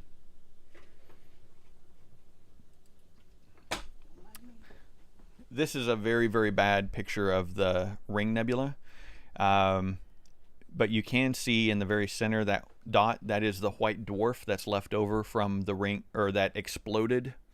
So there was a star there, reached near its end of life, exploded, blew off all these fusion byproducts out into space, and the remnants of the star recoalesced down smaller, tighter into a white dwarf. So the gases that it blew off out into space are excited by the energy being given off by the white dwarf remnant. Do we have anybody even watching this anymore? Oh, holy cow, 38 people watching now. I figured we'd be dropping off people like flies. Evidently, yeah. So I have 3 pictures of this one. This is the Dumbbell Nebula because it kind of looks like a dumbbell on each end, and then, you know, the handle through the middle. Similar to the Ring Galaxy, or the Ring Nebula that we just looked at, it has a remnant white dwarf, and there's a couple of things that can cause this formation of gases. One is that towards the end of a star's life, they will actually start what's affectionately called chuffing. They will start blowing fusion byproducts out into space on their magnetic axes. So out its north and south pole, just like we have a north and south pole here on Earth. So that's one thing that could cause this. So it could be blowing those fusion byproducts out its polar axes. The other is if it had any orbiting planets, they were likely orbiting in this plane, and the planets themselves caused some of that fusion products being blown out into space to not be able to get out as far. Or at least not all of the fusion byproducts. So that's also could have been what caused this narrowing. Now the cool thing to me is this Dumbbell Nebula and this Ring Nebula probably look very, very similar to each other, just from a different perspective. So on this one, we're likely looking down one of its magnetic poles, either its north or south magnetic pole, whereas this one we're looking edge on at the star. So its magnetic poles were faced perpendicular to us instead of pointed at, or parallel to us, not pointed at us. And I have 3 shots of this because that shot was with my old 8-inch telescope. This shot was with a much newer telescope, a much newer camera called the Skywatcher Esprit. It's a 120 millimeter telescope, but this one, for example, this is maybe a 2 megapixel camera. Oh no, it's a T1i. I don't remember what the megapixel rating is on that. Anyway, lower resolution camera, higher noise, so you can see all the speckles of noise in this shot. And then if you switch to this one, you'll notice it's much darker background, much less noise. You can still see the white dwarf remnant, but you can see more detail in the actual nebulosity in and around the star and the nebula. Sorry, gotta take a drink.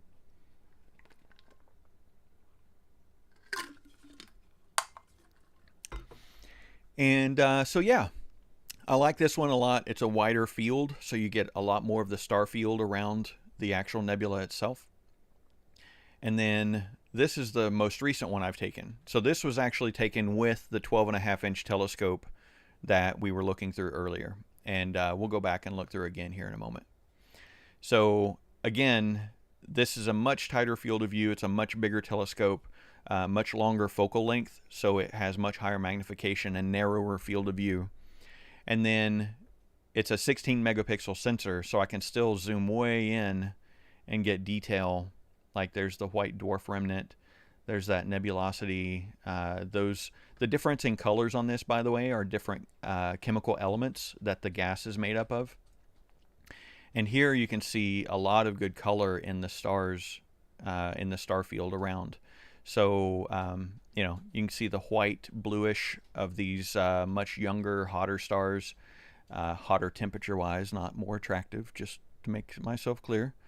And then here's some red dwarf or some red giants. So just a lot of detail here, a lot of visual detail. What's that? What is a red giant? A red giant. So stars are not all the same shape, well, they're mostly all the same shape. They're all spheres, but they're not all the same size. And depending on what part of their life they're in, and what chemicals they're made up of, and how far along they are through burning off these chemicals, they will change color and they will change size. So a red giant is a much older star nearing its end of life as that type of star.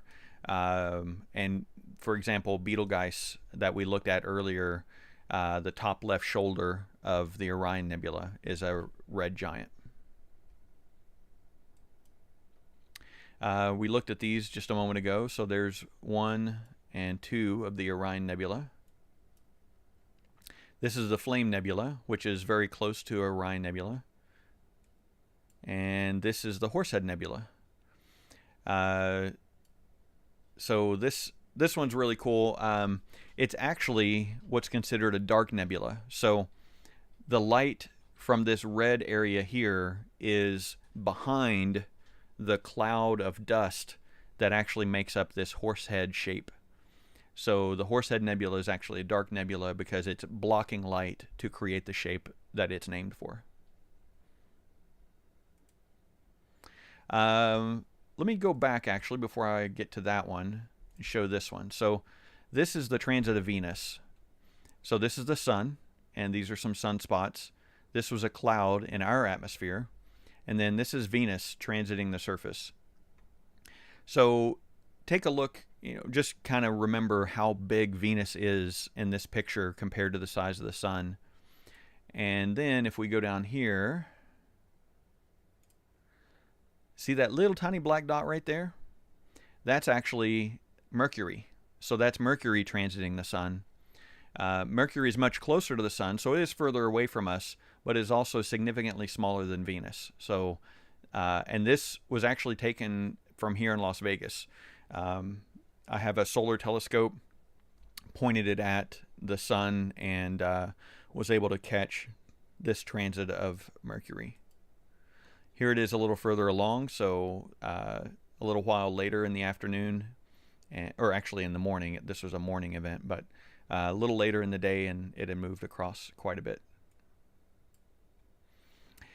This is from the total solar eclipse from Glendo, Wyoming. This is just before totality. So the Earth's shadow, or the moon, sorry, the moon was moving across the surface of the sun and blocking light, and this was just before it blocked the totality of the sun. And then this is totality. So the moon is completely and almost perfectly blocking the sphere of the sun itself, which allows us to see a lot more detail in things that the sun is giving off, like these filaments here, this coronal discharge, really just spectacular. And you could see this with the naked eye during totality. You could see this, and it actually radiated way further out into space. So for the next totality event that we'll be able to see here in the US in 2024, I have a much wider field of view telescope that I can use to get more of that detail, more of that coronal ejection out into space. This is just as totality was ending. This is called Bailey's beads. So this is created when the sunlight starts peeking through crater valleys along the edge of the moon. So this was the first light coming back to Earth as the moon moved past, totally blocking out the sun. And then this was a surprise to me. I wasn't expecting this. I didn't look for this. This was my solar telescope that was set up imaging during the eclipse. And what you may see is this little dark fuzzy thing zipping across the surface of the sun. And it repeats. So there it is again, moving across. That little dot is actually the International Space Station transiting between us and the sun during the eclipse in August of 2017. And to give you an idea of how quickly the ISS is moving, this camera was capturing at 20 frames per second. The ISS was only visible in 7 frames. So in 7/20ths of a second, the ISS transited the full distance across the surface of the sun, visually to us, you know, angular-wise. And then this was an animation I made of totality. The shots for this were taken with that same Canon T1i that I used way back in the beginning to take pictures of the Orion Nebula. And it was taken through the same telescope with a white, well, actually this is no filter. So this is straight up through the telescope. Actually, there is a, it's called a field flattener. So it reduces the focal length of the telescope down to f6.3 instead of f10, which is its normal focal length. So it makes it a wider field of view. So yeah, that's the animation of totality. And then there's our Milky Way galaxy. This was shot in Tianesta, California. There's an RV park up there. Very dark skies. Bortle 1, Bortle 2. Very, very dark in Northern California. Matter of fact, it's so far North California that the closest grocery store is across the border in Oregon. So that's where we got our groceries while we were there. Another shot, and that's our motor coach there, and the Model X there. And then this is my telescope under a cover, my weather station. It's weirdly weird perspective-wise. The coach looks kind of squished and stretched in odd ways because this is a very wide focal length lens. It's I think it's a 14 millimeter Rokinon, so it's able to get a really wide field of view, but I did not correct the aberration due to the wide field of view. Another shot, that's the Tesla there, the nose of the Tesla, so you can see beyond it there just for perspective. And this, sorry, I'm just giving a tour of You got 30 people watching. 30 people still watching. Wow. Okay. So this is actually a filament on the edge of the sun that is very active. And I took this in California. You'll see it kind of twist and twirl here in just a minute.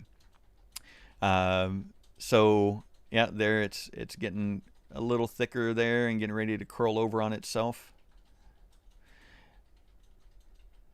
So this was taken, let's see, I think it was about 8 hours of video, or 8 hours of time lapse basically, that was compressed down to 44 seconds to create that animation.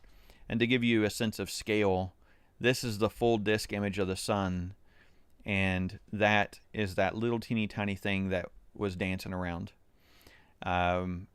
And to give you another sense of perspective, that thing that's dancing around over there, that's big enough that it's larger than the Earth. So you could fit the Earth in that space where it's doing its little twirls and stuff. So it's the sun is quite big. The sun is so big that, How big is it? haha, the light from the center of the sun here, the bulge of the sun that's facing toward us, arrives on Earth a full 30 seconds before the light from the edge of the sun. And that's just from the curvature of the sun, where the light here on the edge is so much further away because of the radius of the sun. This is the Milky Way taken in Rodeo, New Mexico, which is where my observatory is. And another shot of a different part of the Milky Way facing toward the north. And Linan sitting there admiring the night sky. This was a moonbow that was taken with a Pixel 3 XL using the night view mode. So you can take astronomy photos with a camera, or with a camera phone. This is actually the, if this loads, yep. So this is the comet right here coming down earlier this year. So this was taken July 14th. You can see it right there moving around. There's a little bit of a tail on it. I have this video in full 4K on our website, and you can see a lot better detail of it there. But this, we were in Kalispell, Montana. Kalispell, Montana. And this was the all-sky camera I have on the roof of the coach. And then this is my picture of the comet. And yeah, I like it a lot. And the cool thing is, this was taken with a Pixel 4 XL using its night sight mode. So I propped it up in a little tripod that Ant also recommended on one of the podcasts. Right here. Yeah, well, I mean, everything's in the drawer, right? So this is called a pocket. No, I can't remember now. On there. Isn't the name of it on there? It's pocket tripod, I think. Yeah, pocket tripod. Anyway, so pocket tripod, it's shape and size of a credit card, but then it twists, and then the edges fold up. Sorry. So now it's a little tripod that you can set your phone in, and you can adjust the angle that the phone is sitting at. So my Pixel 4 XL was sitting in this and shot this picture. Sorry. And that's the end. That's not all of my astronomy photos, but that's all that I have in this album. So,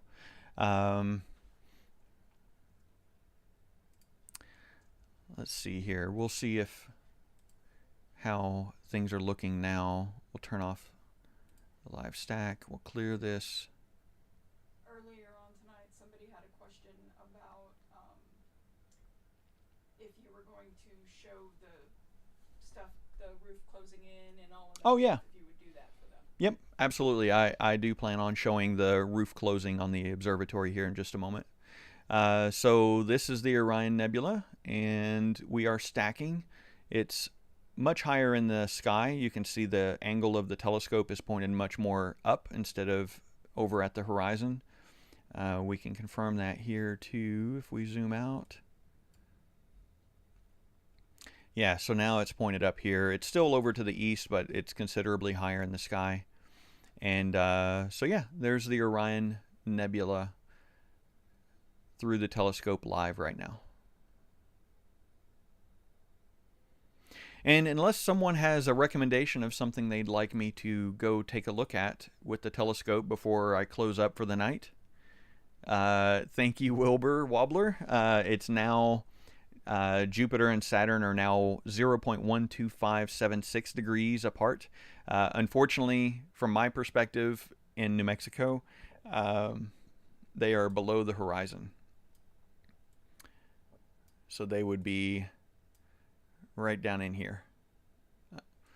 So yeah, I can't go over to it now, but they are closer than they were at the beginning of this stream.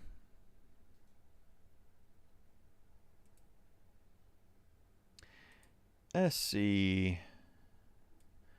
All right, well, I can't think of anything else that would be cool to go look at.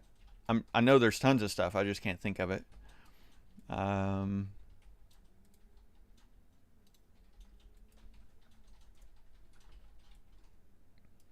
I'm just kind of scrolling around to see if there's anything else that jumps to my attention.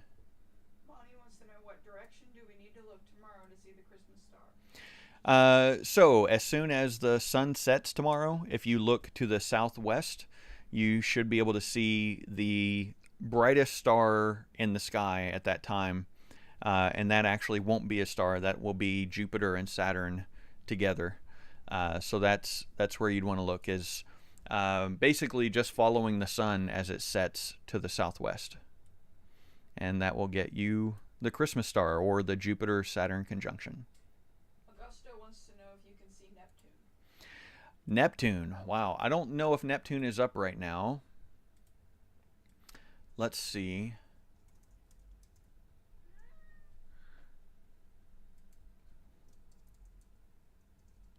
If I could spell Neptune, it would be better. Wow, it is up.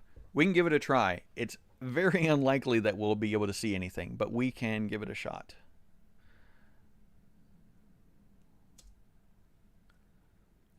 And actually, man, I want to zoom in on it and see what it's going to look like. Yeah, there's really not going to be anything to see. Neptune is extremely difficult to see from Earth. So I'm not even going to try, because if there's not even a picture of it here in this software, it's likely nearly impossible to see with my telescope anyway. Let's see if Mars is still up. We could go try to take a look at Mars again. And it is still up. So we'll move over to Mars. What about the Pegasus Cluster as well? Pegasus Cluster. Okay.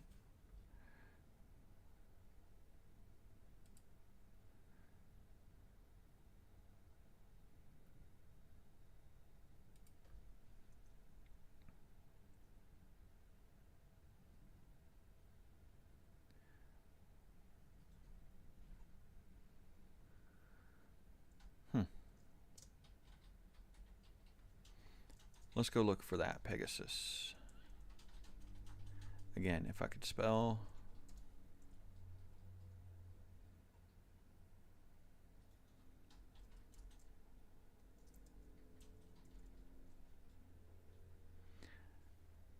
There it is, cluster. Let's go take a look.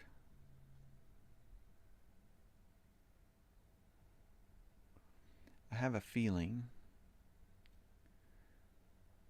Oh, no, it's moving now. So let me move this out of the way. All right, so the telescope is flipping around there to look at the Pegasus cluster and see what we can see. It's not in view right now. It is now. Yeah, I had to move the Stellarium software out of full screen mode. Sorry about that.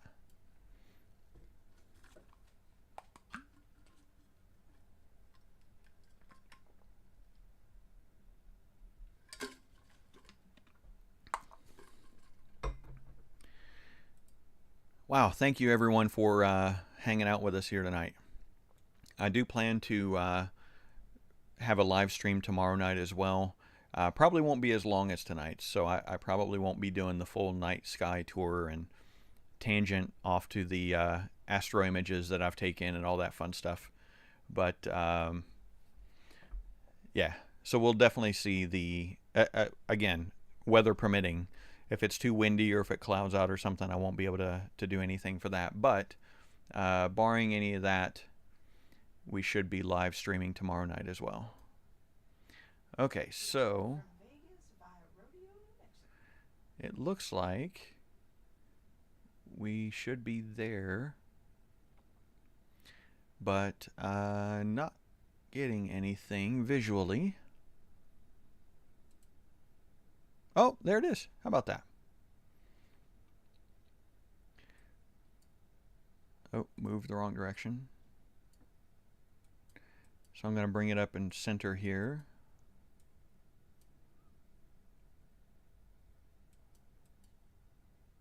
This actually might be good for us to do the live stacking. Let me do this.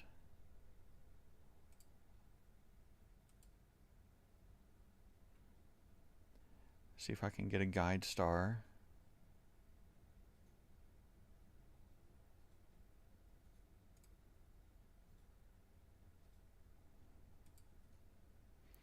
And then, so this is imaging at 1.5 seconds roughly. Let me see if I can live stack.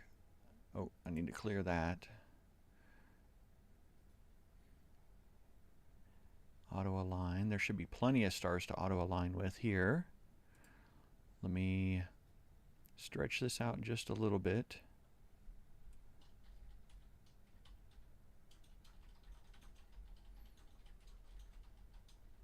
Yeah, so great idea. Let's see, who asked for Pegasus Cluster? Oh, you did? Why, thank you.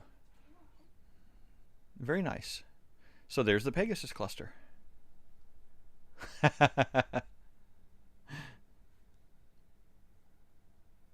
Very nice, honey. Very nice selection.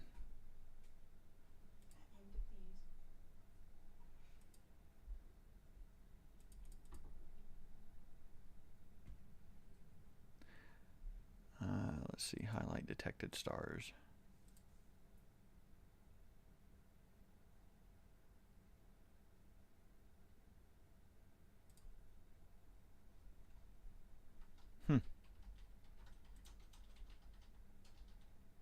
Yeah, I'm surprised it's not able to align these. So far this new software, I have not been able to get a good star alignment to do this live stacking. That's unfortunate. I think this is likely more designed for wider field of view scopes.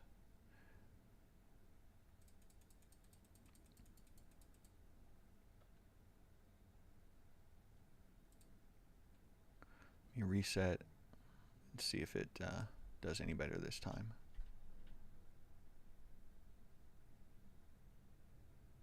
Nope. Well, that's unfortunate. I was really hoping this alignment thing would work. Anyway, so thank you everyone for joining in. If you'd like to stick around and see the telescope park itself and then the roof close, do stick around. We'll be doing that just now.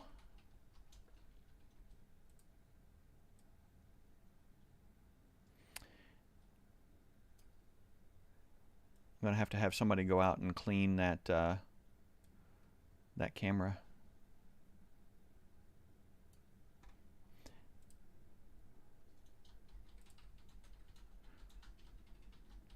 Oh, first off, let me park the telescope. That would be good.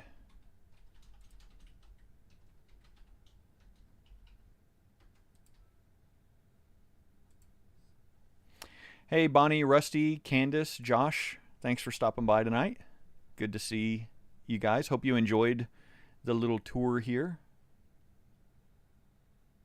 So there's the telescope moving into its park position.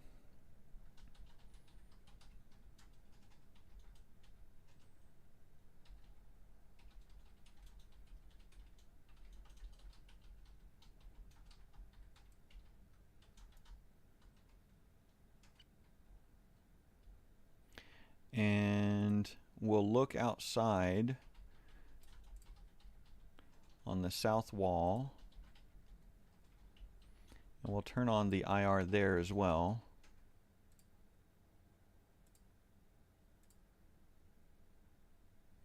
Okay, so there's the flap of the south wall, and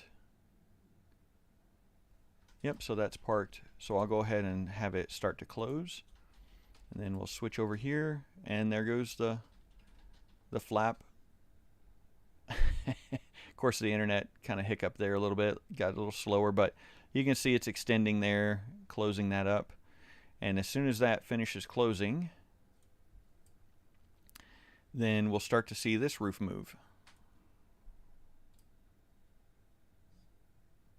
Okay, I just got that notice, so the roof should start moving now. And there it comes.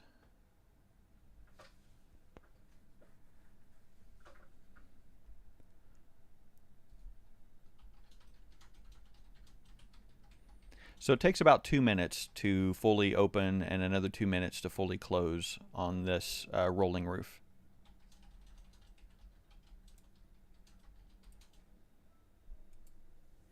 So just a reminder to everyone, I am in Las Vegas right now. My wife and I travel full-time in a 45-foot motor coach.